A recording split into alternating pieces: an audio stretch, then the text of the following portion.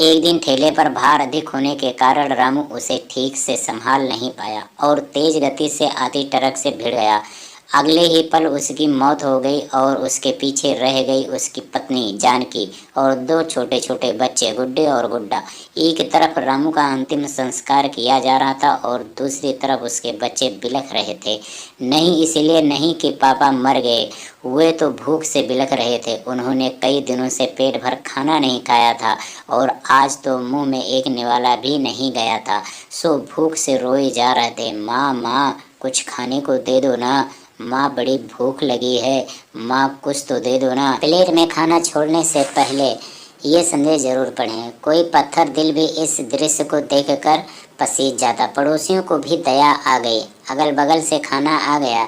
बड़े दिनों बाद आज गुड्डे और गुड्डा पेट भर के खाना खा रहे थे। अजीब विरोधाभास था। एक तरफ लोग रामू की मौत पर दुख व्यक्त कर रहे थे, वहीं दूसरी तरफ उसके अपने बच्चे बड़े बड़े चाव से भोजन कर रहे थे। जानकी ने अगले कुछ दिन इसी तरह से उधार लेकर और इधर उधर से मांग कर अपना और बच्चों का पेट पाला।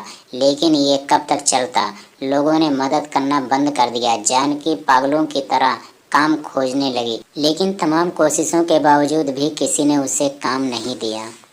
जब थक कर घर लौटी तो बच्चे उम्मीद से उसकी तरफ देखने लगे। गुड्डू तुतलाती आवाज में बोला, क्या लाई तो माँ, जल्दी से खिला दो, बल्कि भूख लगी है। माँ रो पड़ी और बच्चे समझ गए कि माँ के पास कुछ भी नहीं है। एक पल के लिए अजीब सा सन्नाटा पसर गया। फिर गुड्डी बोली, माँ ये गुड्डू कब मरेगा, पागल हो गई है, ऐसा क्यों बोल रही है? माँ ने डांटते हुए बोला, माँ जब पापा मरे थे तो उस दिन हम लोगों को पेट भर के खाना मिला था, गुड्डू मरेगा तो फिर खाना आएगा। गुड्डू की बातें सुनकर माँ की आंखें फटी की फटी रह गईं।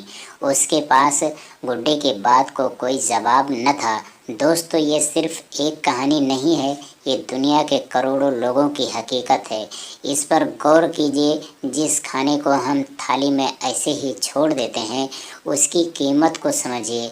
बचपन से हमें अन्न का आदर करना सिखाया जाता है, लेकिन चूंकि हमने कभी असल भूख नहीं देखी होती, इसीलिए हम उसका आदर करना नहीं सीखते। एक दिन बस एक दिन भूखा रहकर देखिए और आप करोड़ों लोगों का दर्द समझ जाएंगे। चलिए हम प्रण करें कि हम कभी भी अन्न का अपमान नहीं करेंगे, हम कभी भी खाना बर्बाद नहीं करेंगे, हम कभी भी होटल जाकर दो लोगों के बीच चार लोगों का खाना नहीं मंगाएंगे। चलिए अन्न को बचाएं और इसे ऐसे लोगों तक पहुंचाने का प्रयास करें जिन्हें इसकी सचमुच ज़रूरत है। ये हिंदी स्टोरी आपको कैसी लगी आप कमेंट करके हमको ज़रूर बताएं, और अगर ये कहानी आपको पसंद आया हो तो वीडियो को लाइक, चैनल को सब्सक्राइब ज़रूर कर लें।